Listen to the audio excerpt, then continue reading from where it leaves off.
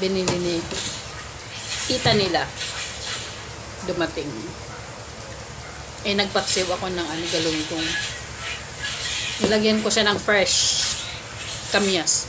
Gusto ko kasi fresh na kamyas eh. Dito sa Batangas, ang ginagamit nila, tuyo.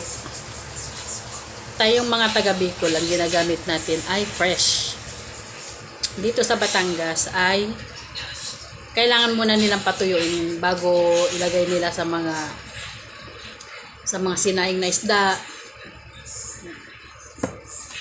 Binigay. Bumili ako, binigay nila kasi ang dami dito sa amin. Siyempre nahiya ako. Kain po tayo. Kain po o kain eh. Mga bata. Ako naman isda at saka isang. Gusto ko kasi isda. May nilagyan ko siya ng kamyas. Yes, Ang nito sa Bicol, ang tawag dito ay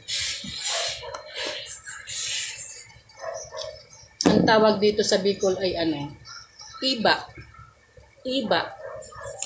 Matigas. Iba o kamyas, kalamyas. Tatlong Sa face. Ayusin mo. Sa face. Yeah. Para siya, hindi po ako nagpo-powder. Wala siyang powder. Anong powder? Ka ba yan? Iba na. Iba na ang dahilan. Ito purple. Purple gayam. Yes. At saka yung purple. Baka ako yung makita ng duplicate, dalhin nila ako sa Di wow.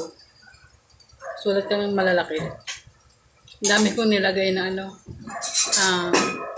tawag dito. Anong tawag dito? Hindi ko na alam kung anong tawag dito. Luya.